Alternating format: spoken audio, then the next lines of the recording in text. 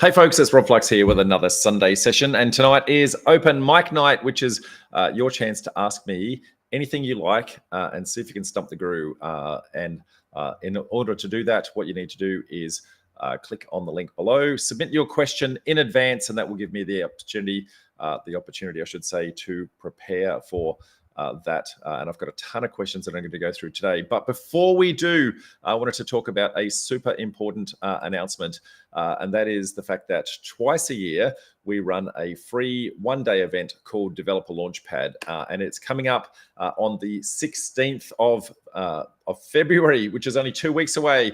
So 16th of February. And so instead of this Sunday session, we're actually going to be running the Developer Launchpad all day. It's actually going to start at 8 a.m. in Brisbane time, which then works out to be 9 a.m. in Sydney and Melbourne, and so on and so forth as we go around the country. But it is a full one-day event, and it's going to go all the way through to 4 p.m.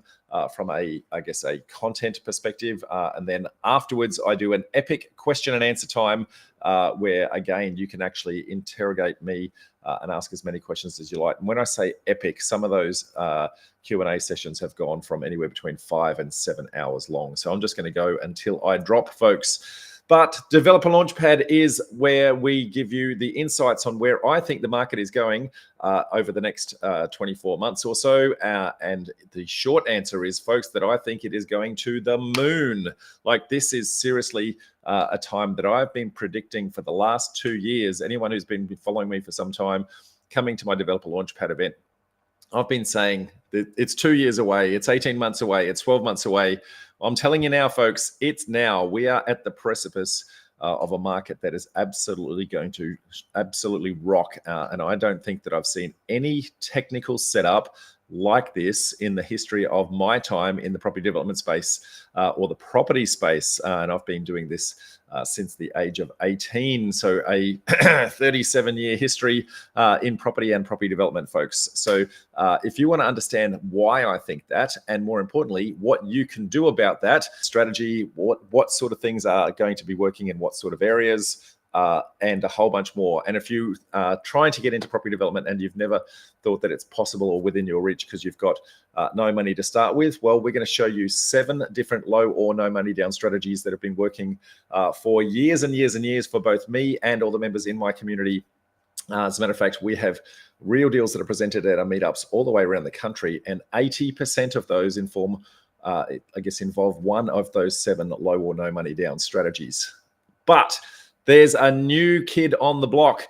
There is a new 8th strategy that I'm going to be revealing on the day. And I'm not going to give you all of the insights into it right now, other than to say it's a brand spanking way, and it is an absolute game changer. And when you listen to what's actually involved, it will truly be the opportunity to get into deals with little to no money of your own. And in doing so, it's going to lift the ceiling on the size of the deals that you can actually start to do. Now, that sounds like a big tease, and it is. So we want you to come to the Developer Launchpad. Click on the link below, propdev.info/free-event. If you do that, or Google Developer Launchpad, and you will actually also find that as well. But looking forward to seeing you there, folks. Please don't miss it. Now, in the meantime, open mic night. We've got a cracking number of questions coming to us today. So let's see if we can get on with the very first one. So first one comes from Chris. Chris says, with the cost blowouts from COVID, still getting past the COVID start of things, the states have been increasing their land taxes like Victoria and ACT and various governments in various governments and councils. Is there any state in particular then that should be avoided? Despite all of this, at the end of the day, I guess it's all about the projected profit. House prices have gone up 40% since COVID, in which case you could have sometimes made more capital gain than you would by holding the property than you would doing in some developments. Now, Chris, you make a very good point there, mate, in a couple of areas. Firstly, there are a couple of states in particular, Victoria, that have gone a little bit heavy on some of their taxes. That has caused some, impacts in that particular community. But I've got some food for thought on that. And I'm going to go into lots of detail on that at the Developer Launchpad. But I guess where you're talking about the development the holding cost capital gains uplifts outstripping some of the property development uplifts. If you've been listening to me talk about where I think the market is actually going, you would have been able to actually double down on your deals. And that is, you could have got your development uplifts plus the market uplift in actually doing it. So understanding where the market is going, and I teach 16 different drivers that help you to predict where the market is actually going. By understanding where that is, you would have been doing your developments in areas where it does make sense. What it sounds like is the area that you were choosing didn't make sense for property development. And that's because 90% of all development sites aren't profitable. So what we want to teach you is the 10% that are. And if you had have done the areas with the 10% that are, then you would have got the capital growth plus you would have got the property development uplifts. And that is effectively the setup that is actually happening right now. So the ability to get that capital growth plus the development uplift. And if you can get that right, you are going to potentially double down on your profits. So mate, very, very good points with what you're saying in doing that. But to answer your question, is there an area to avoid? The answer is no. As a matter of fact, most areas within the country are actually showing some very, very good signs for actually doing it. Now, my encouragement to you would be to do it in your local geography. So if you are based in Adelaide, do it in Adelaide. If you're based in Brisbane, do it in Brisbane. If you're based in Sydney, do it in Sydney. Try to do local to you if you're going to be doing property development. Property investment is a different thing altogether, though. If you're investing in property, that can be anywhere because it's a set and forget type strategy. So you don't have to go and visit it on a regular basis. But a property development is something that you really want to be local and handy because when your consultant says, hey, can you just pop out to site and actually have a look at this? You want to be able to move proactively and get that done. Now I'm going to give you some insights at the developer launchpad on the day to give you how we can actually take advantage of that.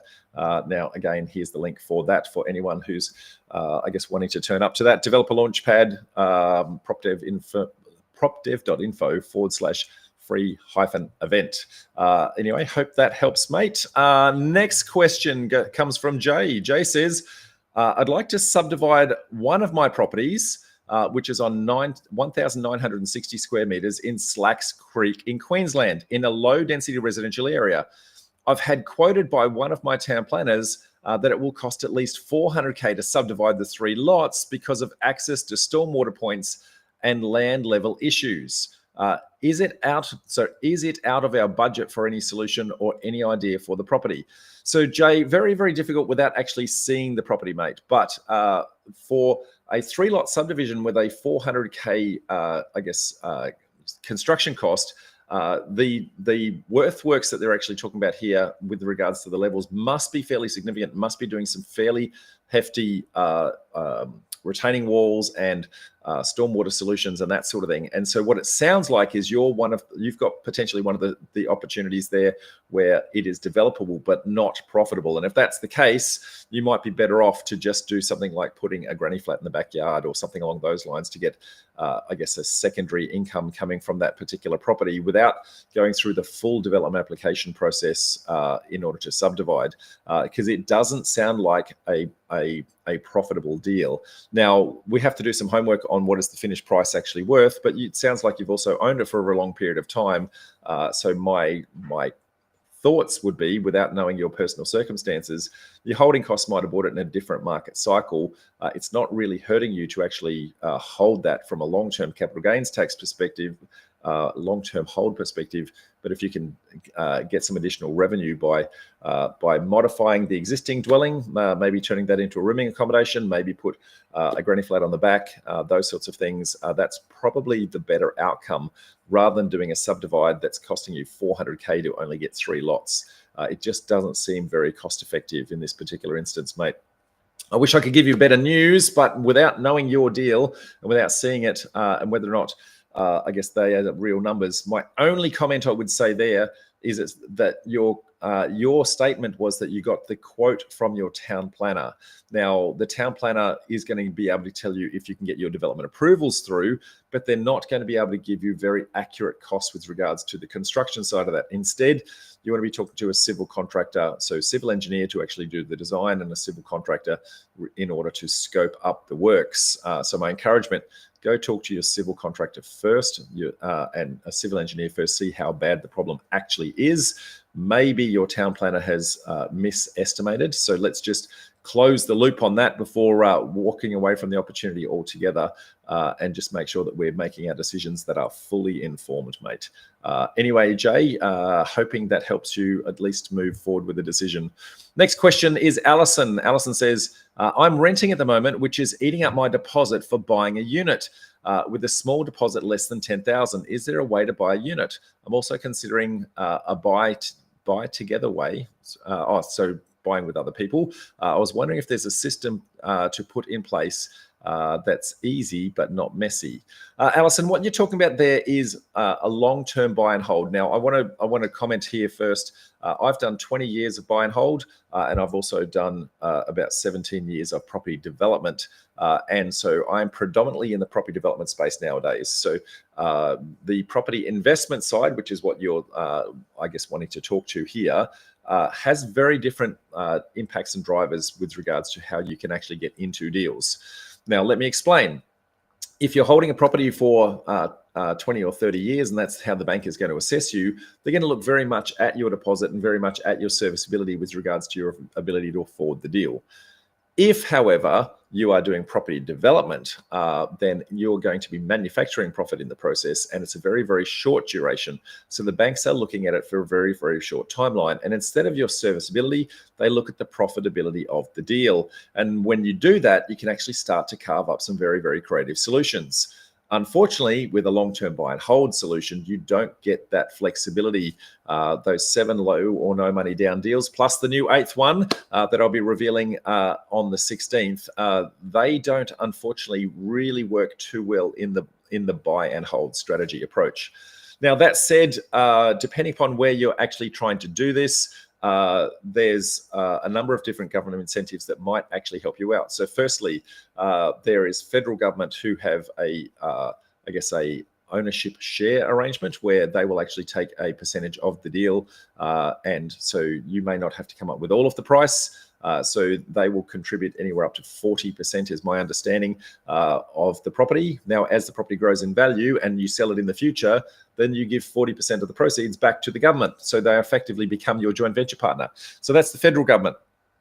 Each of the state governments have different incentives. So there's first homeowner incentives, there's discounts on stamp duties and a whole bunch of other things like that. And in some states, and Queensland is one of those, there are actually incentives also where the state government will will guarantee your deposits. So where you typically need to go into an 80% loan to value ratio with your home loan, you may need to have lender's mortgage insurance. What the Queensland government is doing is actually guaranteeing all the way up to 98%. So you don't have to pay that lender's mortgage insurance for the balance, the 18% that's left over, which means you only have to come up with 2% of the purchase price in order to get into deals in some particular locations. So it might not be as far away as you think in order to get into that deal. Now, the idiosyncrasies of that are very subjective to where you are, what particular state you are, and which ones will actually kick in, but very, very worthwhile to actually go and investigate what all those incentives are in your particular area. Hoping that helps. Next question is Anastasia asking whether or not she's aware of, whether or not I'm aware of anyone who's built townhouses in a traditional building character overlay in Brisbane. Now, just for everyone's reference, in Brisbane, traditional building character overlay is a level of heritage protection that protects the house, okay, or can protect the house in certain circumstances. She's asking, is it possible to do the rooming accommodation? The answer to that, Anastasia, would be yes, it is possible, subject to, are you going to be compliant with all of the other things in the area? So traditional building character protects the facade of the house, so the frontage and the street frontage. So long as you protect that and you make sure you don't change that, you can do all sorts of modifications behind the facade, including changing floor plans and room layouts and all sorts of things like that.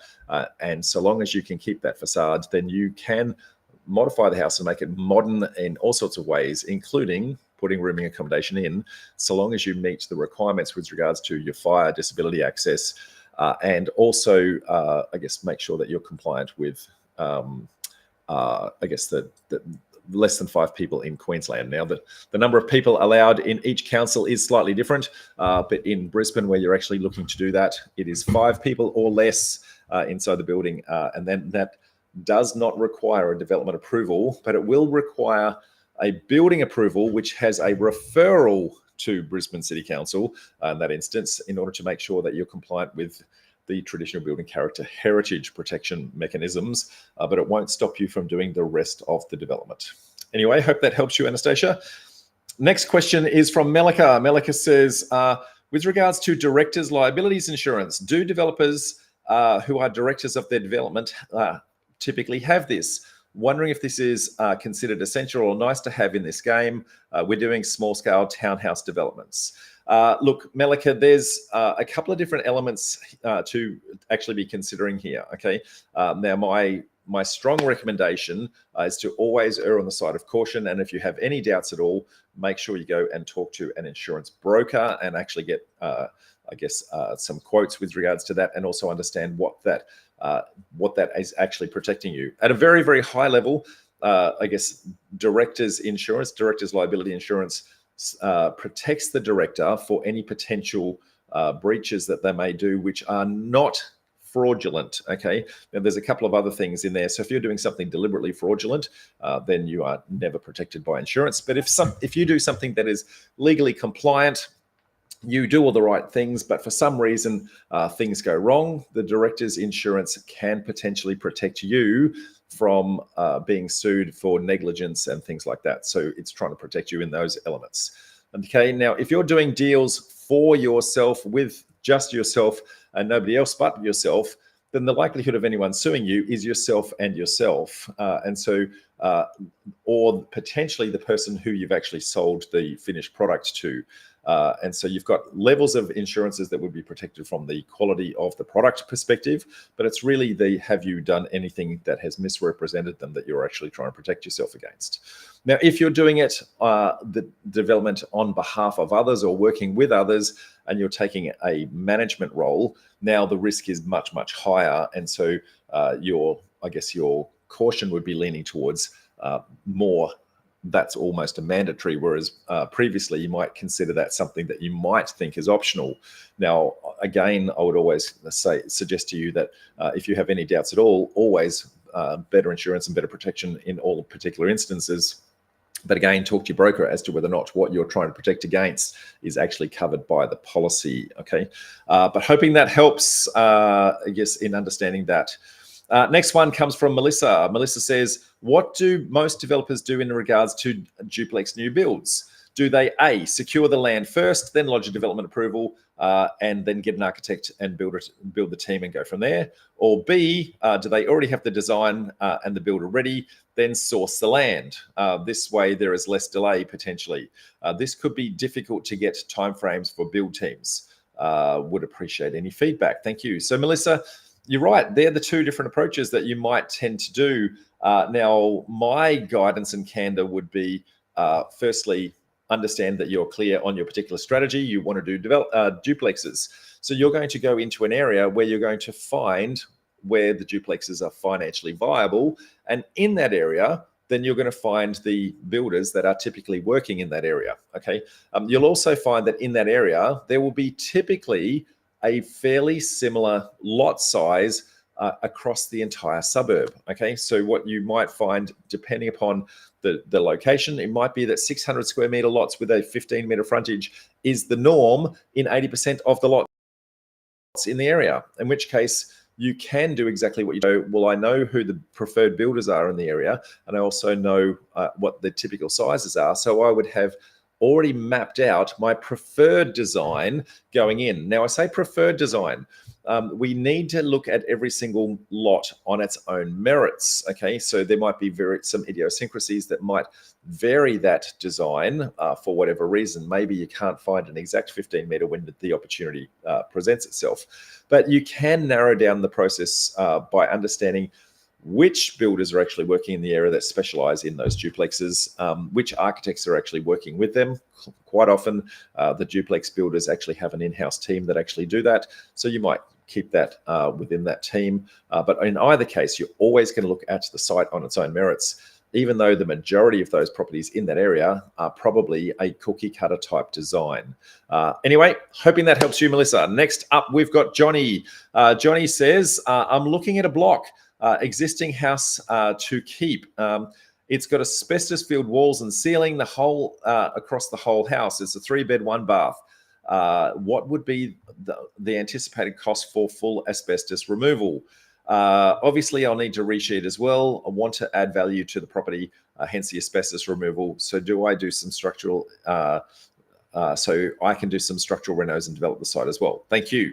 So Johnny, look, there's a couple of different elements to this answer. Firstly, asbestos is a very dangerous material, okay? I can speak from first-hand experience because my father has what is called asbestosis, which is asbestos in the lungs, and it's been impacting him for well over 40 years of his life. So I'm very aware of the physical impacts of asbestos. That said, asbestos is dangerous when it is exposed. When it is structurally sound, then it is actually quite safe. So unless you have a need to remove those, walls, whilst it is intact, it is actually safe and what they call inert. Okay. Now, if somebody smashes a wall, now it becomes dangerous again. Okay. So if you're going to do the removal, I guess you've got to start to think about, why am I starting to remove that? If it's just for, the feel-good factor of removing it, there's a cost associated with that. And if it's not going to change the layout of the house or the design or those sorts of things, and it's not really adding a huge amount of value, then it's just a pure cost. And you need to consider whether or not that's something, a cost that you need to bear within the project. If, however, you're intending to use that opportunity to move walls into different locations and that sort of thing, then now we're doing as you suggested, which is adding value to the property. So in which case you will need to get a specialist asbestos removal team to actually come in. Now, we've had multiple presentations over time on asbestos.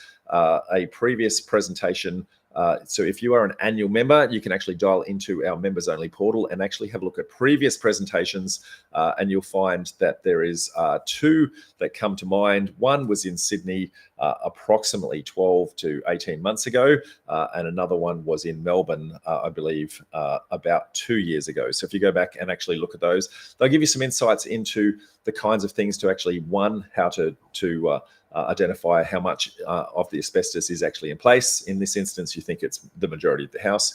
And 2, depending upon your jurisdiction, how much asbestos actually requires different levels of specialization team.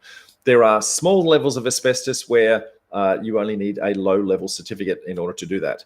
When you get to larger levels, you need to have a dedicated team. And depending upon how much asbestos it is, you may have to go to super extreme levels where you fully encompass the entire house in plastic, wrap in plastic, do positive air pressure going in so that the dust particles can't get out, and then then they start to remove from there. So I don't know how big your problem is, but it could be as cheap as 10 to 15,000, or it could be as expensive as 100 to 150,000, depending upon the amount of asbestos and where they're trying to remove it from, and whether or not you need, what level of specialization you need to do it. So please, this is one of those things where it's very difficult to give you a price point just from a description. You really need to get a specialist in who actually knows. And one of the things that they will do is they'll actually do a test on the walls to make sure, the kind of asbestos you've actually got, and whether or not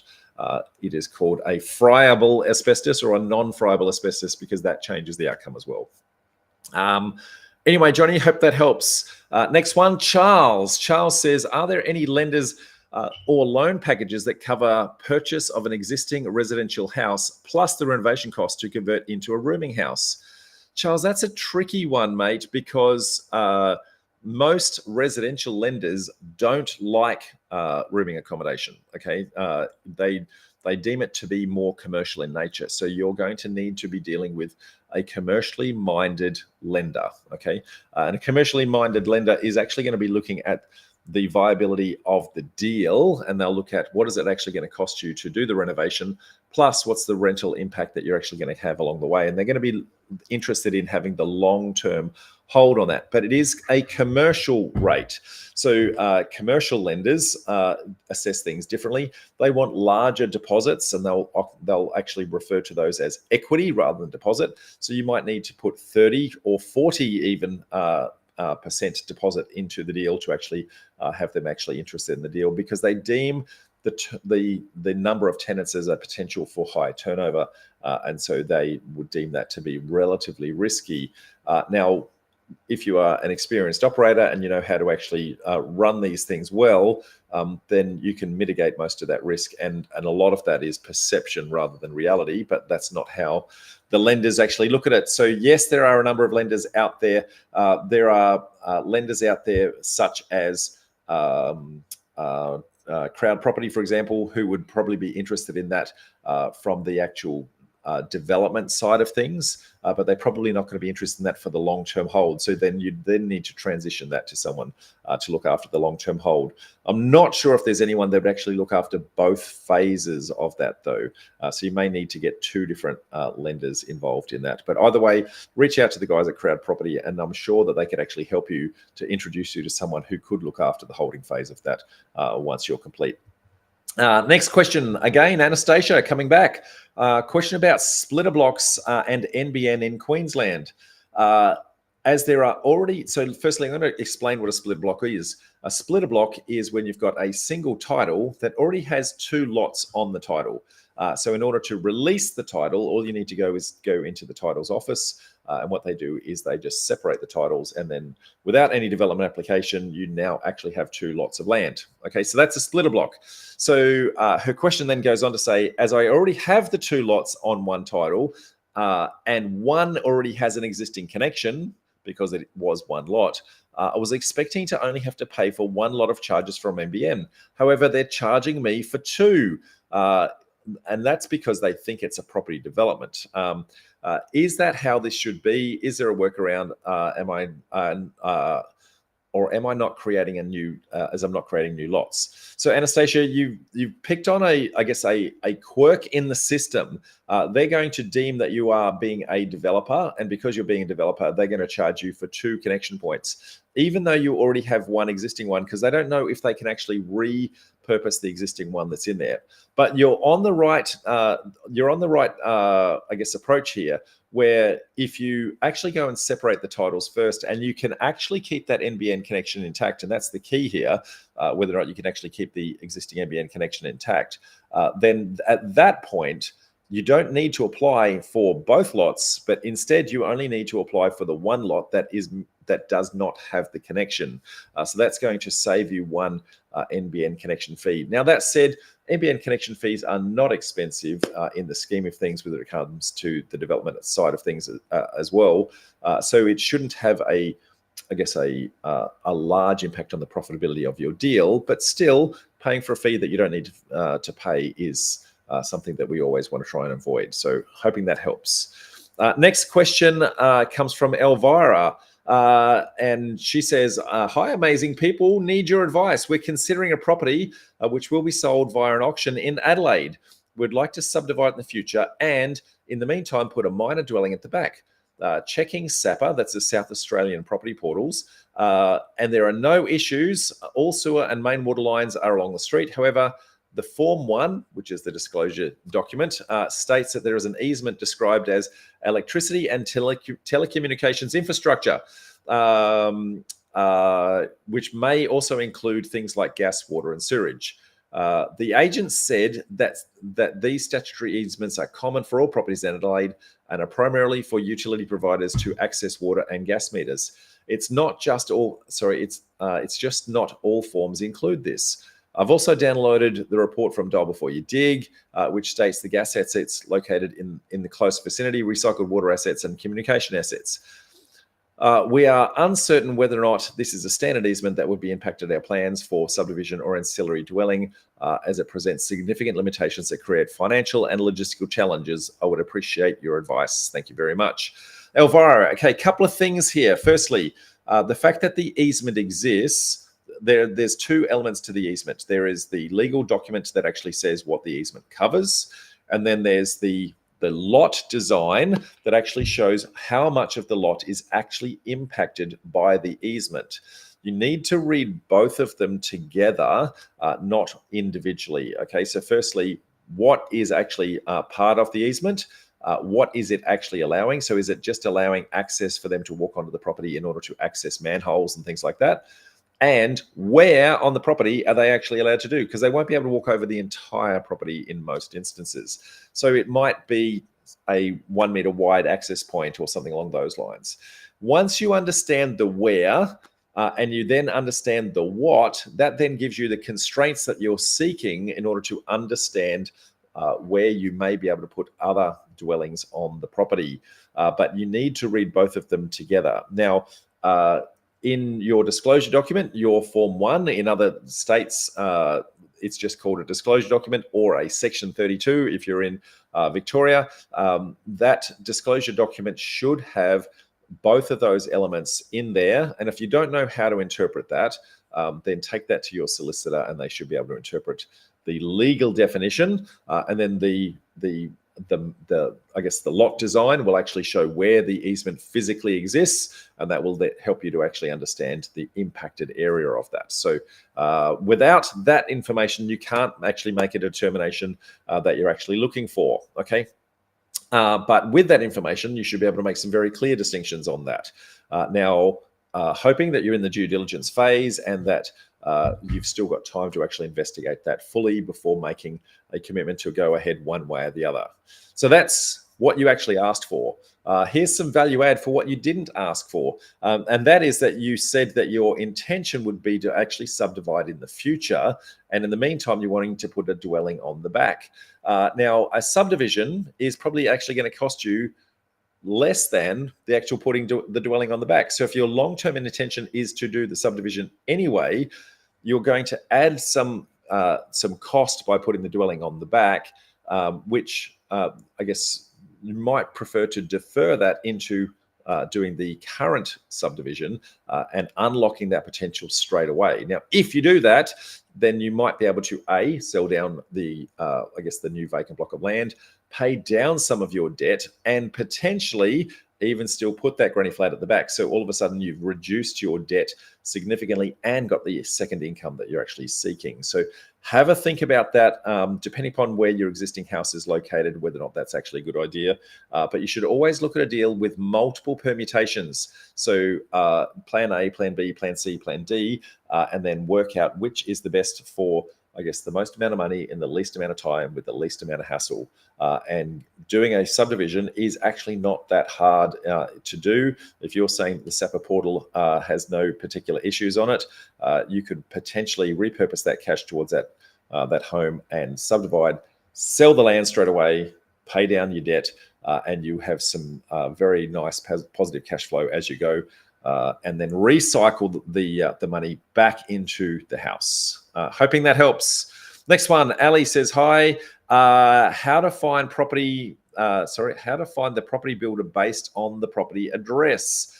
This is a really difficult one, Ali, because there's not really a register that says which builder did which particular home, okay? This is typically done by private certifiers, and they whilst they have to lodge something through to council to actually make sure that the application is complete, it typically doesn't go on a public record with regards to which builders are where. Now, that said, there is a sneaky hack that doesn't work in all situations, but can work for you. And that is Google Street View. Now, Google Street View, I guess, don't just go and take a photo out the front of your house just one time. But what they do is, depending upon the area, they may come past every 3 months, every 6 months, every 12 months, and they will do a fresh photo of the front of your house and update that to Google Street View. Most people aren't aware, but you can actually rewind the clock and actually look at 6 months ago, 12 months ago version of those images. And what you may find is a photo of the house under construction at the time. And if you can find that, then it's a legal requirement that the builder must put a sign out the front with his builder's license number and also his phone number in order to contact with regards to any issues or challenges on the site. So there's no guarantee that that they came past while construction was actually happening, or B, how often they're actually doing the cycling in that area. But it is worth a try to see whether or not that will actually unlock that. I'm going to say 50% of the time I get luck with that particular little hack, Ali. So hoping it works for you. Next question comes from Yuki. Yuki says, I'm thinking to take a course to learn flipping or developing. What is the difference between them? My understanding is that flipping is more smaller scale and can be depleted in short period like 3 months and less capital is needed to start. However, developing needs more time and money. What are the pros and cons of flipping and developing, and why develop instead of flipping? Are they both done online without being there? So Yuki, very, very good question. So firstly, when people are referring to flipping, okay, generally what they're talking about is to buy a property, do a small renovation and sell it straight away. So they're flipping the property by adding a small amount of value. That is technically a property development. It's just one with, I guess, a very, simple and easy approach in doing it. As opposed to what I think you're referring to with developing, where you take one block of land and you carve that up into many, many blocks of land or many, many dwellings. So you might have one house that you then turn into a duplex, or you might have one house that you turn into a 4-pack of townhouses, or those sorts of things, okay? That's what people are typically thinking from a development perspective. Now, that said, you can do developments in very, very short periods of time as well. So when you start to bring things down, you might be able to flip your property doing a property development process. For example, you might buy the property and get a development approval and then flip it onto someone else with the DA approved. Okay, so it is possible to actually do both, I guess, the flipping side of things in order to do the smaller scale in the bigger scheme of growing into the full-time developer that you're actually thinking about. Now, the pros and cons, as you touched on, typically the timelines in order to do that. I guess the flipping side of things, I guess, typically needs to have renovation. So you need to have a building crew that is very quick and responsive because time is of the essence. Any holding costs will actually massively impact your profitability in the deal. There is good money to be made in flipping. I'm not knocking the flipping process at all. But the challenge with flipping is once you've done it, a lot of people, a lot of people are tempted to save money and get on the tools themselves. And so they burn a lot of time and effort in that process with physical labor. They save money on the deal, but they don't necessarily save time. So what they save in paying a contractor, they may burn in holding costs. And so sometimes it's a false economy. So you would need to be careful with that. The other thing you need to be careful, if you're on the tools yourself, you may not be licensed to perform the trade that you're actually doing. So you need to be super careful in regards to that. Make sure you understand your legislative requirements in your particular area. But probably the biggest gotcha that people come to is that once you've learnt the skill and made the money, and you will make money, is if you want to go and do it again, you pretty much have to go back and do the same size deal. So you do one renovation on one house, then you do another one renovation on one house, then you do another one renovation on one house.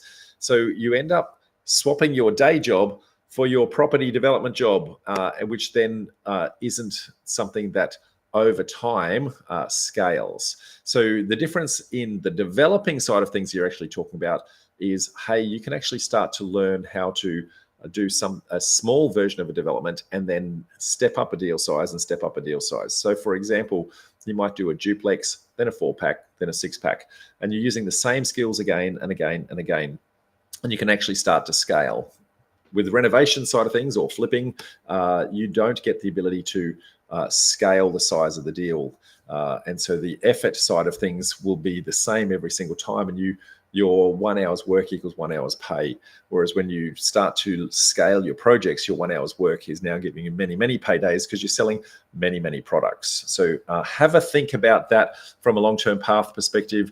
Your other question was, can you do the courses online? The answer is yes. The majority of the research that you're actually going to do is online. I guess there's always going to be the requirement to actually go out on site and do inspections and that sort of thing.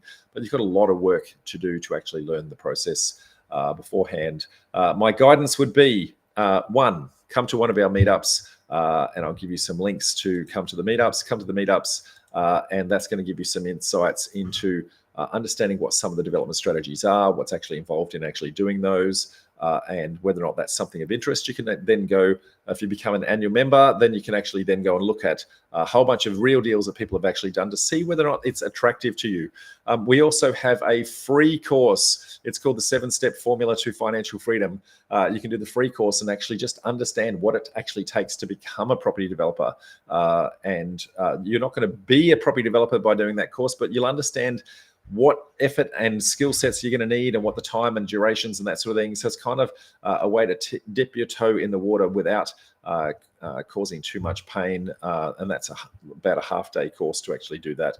That'll give you some really good insights into something to see whether or not that's something you want to do. But either way, choose your strategy first, then choose your education course. Okay, it doesn't matter which path that you actually want to go on.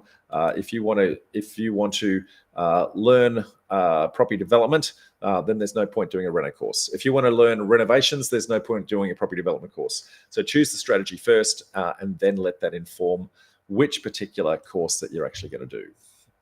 Hoping that helps, Yuki. Next one comes from Zaina. Zaina says, hi there. Roughly how long do you think it takes for plan sealing and then also titles? Talking about the Gold Coast City Council here. So firstly, Zaina, let me just talk to what plan sealing is so that everybody actually understands. Firstly, when you go get a development approval, council will give you an approval with a whole list of conditions of things that you need to do before they will actually endorse the plans and then your titles to be created. So it's the endorsing of the plans that is the plan sealing process. Now it's called plan sealing because once upon a time when the plans were written on canvas or linen back in the day, they used to use a wax seal on that. So that is the seal that they're talking about when they're talking about plan sealing. And what they do is they say, well, this is the condition that we asked you for. This is, I guess, your attempt to actually resolve that. Are we happy that you've actually resolved that in a satisfactory manner? And you do that for all of the development approval conditions. You lodge that through to council, and then when you get the plan sealed, then you take that from the sealed plans, you take that from the council and you take that into the titles office, and then the titles office then processes that and creates the new titles. Okay, so that's the process side of things. Now, the plan sealing itself, that can take anywhere from 2 weeks to 2 months, depending upon the council that you're actually going into.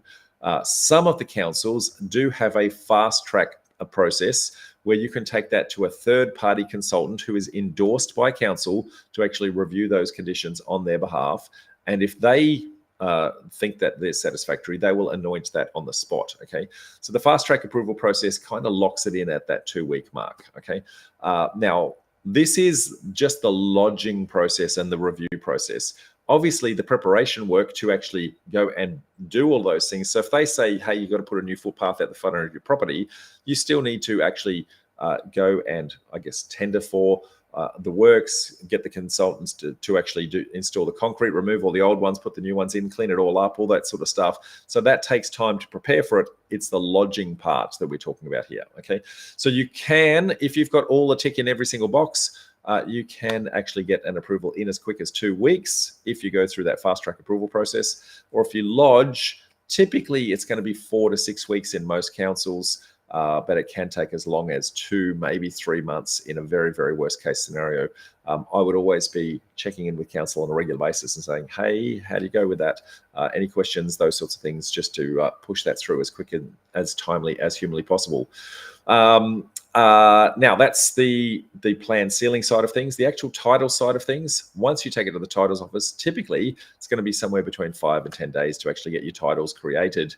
So it's a relatively quick process at that point. The one trick that people forget between plan sealing and titles is that you need your bank, who currently has a mortgage on the existing property, to approve the fact that you are actually about to change the titles.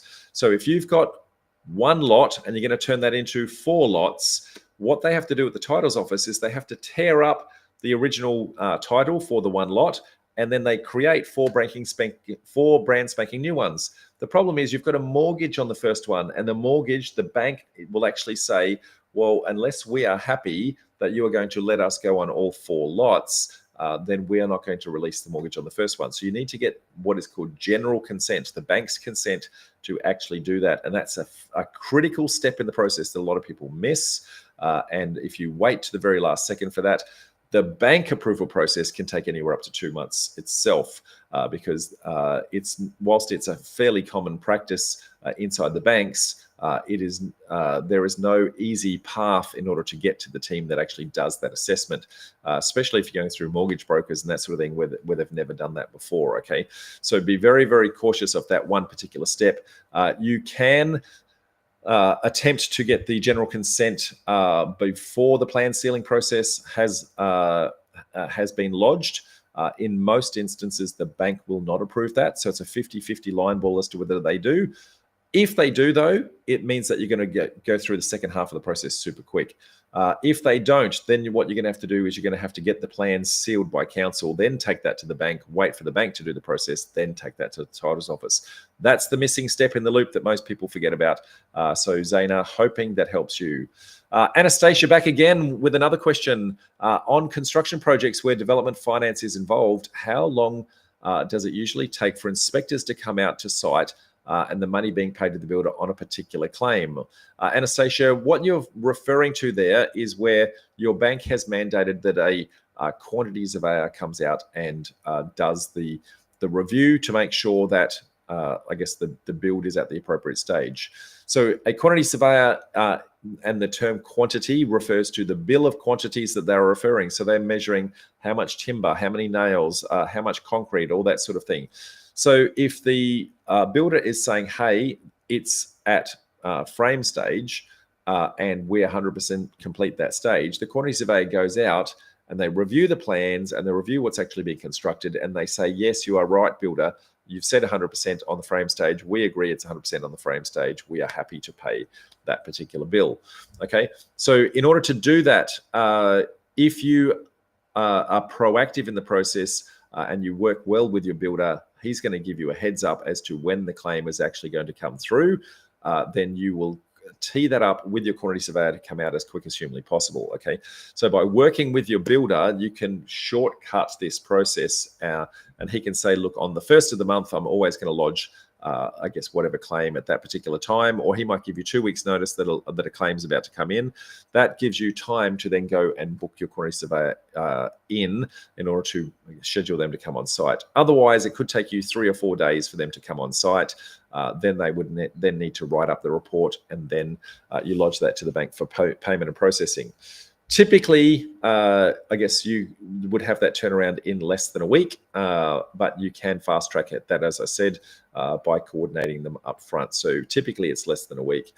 So make sure that your building contract payment terms allow for a little bit of slippage, just in case there is any delays. You don't want to cause any particular problems on that. Also be very, very careful of any legislation that may exist with regards to security of payment legislation. So if there are claims on that, you have some very clearly defined timelines that you must process that within. So please make sure you understand your particular state jurisdictions that may apply. Next question comes from Fiorella. So Fiorella says, for those with properties in New South Wales, is there any news on when the stage 2 low and mid-rise housing rules for the 800 square metre from a transport hub might be announced? Fiorella, they have, I guess, been preemptively announced. What you're talking about is transport-orientated design, or TOD developments. Okay, so they are proposed to be coming out, I believe, on the 1st of July. So for the start of the next financial year. I guess it's one of those moving beasts. They were going to be announcing that last 1st of July, as well, but there's a few things that have actually changed. To the best of my knowledge, those timelines have not changed. They've been announced as that for quite some time, but I would be paying very close attention to the New South Wales planning portal with regards to those announcements, in particular the planning minister and any announcements that he's going to make. I guess when they first announced it, I guess they got quite a bit of pushback from all the local councils, and so they've had to take a little bit of time to reconsider their position on some of those things, hence why it didn't come out last year, but I have every confidence that it is going to come out for the 1st of July this year. Lucky last question. Oh, sorry, not lucky last. I've still got a couple more. The next one comes from Jenny. Jenny says, can you share your experiences on whether or not GST and sales commissions have been included in calculations for total development costs for finance? My logic says no, as it's normally paid out of the profit after the sale, but Google says otherwise. Google always knows. Conditional approval with Latrobe, if that's helpful at all. Look, there's a couple of elements here that I'm going to just try and define some terms, and that will help everyone to actually understand the question a little bit better. Total development cost. This is the cost, both hard cost and soft costs of your development. So hard cost is money that physically leaves your pocket in order to cash flow the deal. Soft costs are things like commission that might come at the end of the process, or your legals that might come at the end of the process for settlement purposes, whereas the soft cost actually is paid for by the revenue of the property that's actually been sold. Okay, so total development cost includes both hard and soft costs. Okay, so your question was whether or not GST and sales commissions have been included in the calculations for TDC. The answer for that is yes. You need to consider that for total development cost, but you need to also include, for most banks, they're going to say that they will only consider the GRV, the gross realized value, which is the final sale price of the property, less your GST commitment. So you've got two things. You've got your total development cost and your net GRV, which is your GRV after your GST has been taken out. So most banks are going to consider the differences between those. Okay, so hoping that helps, Jenny. Next question comes from Peter. Peter says, pre-DA council meetings, sometimes called a pre-app, sometimes called a pre-lodgement meeting, depending upon the council that you got. How much detail do you take to these pre-DA meetings with council? Is it a slide deck? Is it concept plans? Is it renders, et cetera, et cetera? So, Peter, that completely depends on what is the problem that you actually want to have a meeting with council with. So firstly, let me explain why you would have a pre-lodgement meeting. Let's just say that you're trying to do a 4-pack of townhouses, okay? And the rules say very clearly 4 can be done. But you think that if you just did this one tiny little tweak, which isn't quite within the rules, you might be able to get a 5th dwelling on there. So you're trying to push the boundary on that 5th particular thing. Now, what is the boundary that you're trying to do? Maybe it's a rear setback. Maybe it's a side setback. Maybe you're trying to push the height. So instead of being 2 stories, it's 3 stories.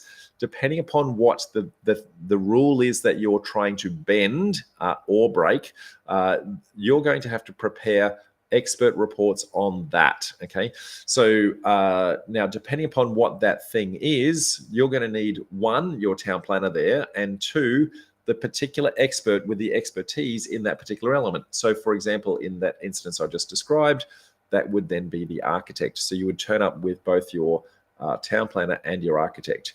Now, for my side of things, so you would always then have your conceptual drawings that you've actually putting forward to them. And you would also, before turning up, you'd have a pre-meeting. So you and the team are going to meet up front, and you're going to right, these are what we think are going to be the areas where they're actually going to push back. And these are our proposed things that we're willing to yield on in order to get that across the line. So you might have 4 or 5 things that you want to try and get across the line. And if you can do that, you're willing to sacrifice something. So for example, you may need to sacrifice one of the townhouses. Instead of being 4 bedrooms, might need to be 3 in order to fit it in, for example. So you need to understand what that yield position is. You'll push your full story but then know that you've got a plan B and even sometimes a plan C. So you're going to have that pre-prepared before you go in, and potentially even drawn up. Now you're going to keep that in a nice little folder. Nobody's going to see that. But if the question comes up and if council says, no, we're not actually happy with that, then you can pull that out and go, hey, what about this alternative plan? Okay. Now the challenge is if you go and pull out the alternative plan up front, council's immediately going to want that. Okay. Whereas if you go in with your preferred plan, you may just get that across the line. So you don't want to yield unnecessarily for things that you may get away with. But you need to have a plan A, a plan B, and a plan C. And more importantly, if council does push back and you don't get what it is that you're after, you also need to know that the deal will make sense whether you get that extra density or not. Okay, so make sure that you don't overcommit yourself in that regard. Hoping that helps. Next one comes from Bernard. Bernard says, I'm getting into property development from previous buy and hold strategy. Once I have my properties and feasibility ready, I'll need joint ventures. My question is it worth spending 5 to 10K to join a developer network? So firstly, it won't cost you that to join a developer network. We absolutely free to join our network. $250 if you want to come to every single meeting in the entire year, where there are 45 events. Okay. So again, if you want to come to those events, I'm going to say here are the links to actually do that. And you can come to that for $250 a year. You can come to 45 events wherever you are located all the way around the country. So you don't need to spend all that sort of money to do that. Okay. I think what you're referring to though is to spend that money on education, which is different to joining the networking events.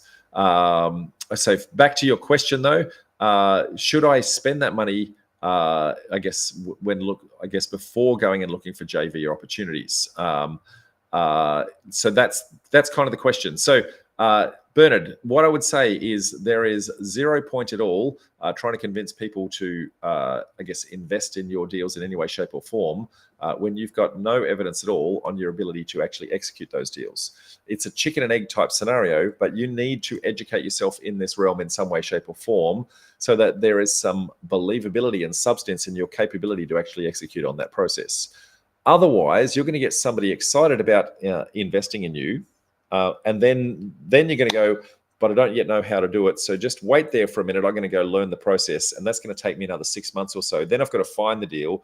By that time, that person has either moved on or invested in someone else's deal. Okay, so always invest in yourself first. Get that education moving in the right direction.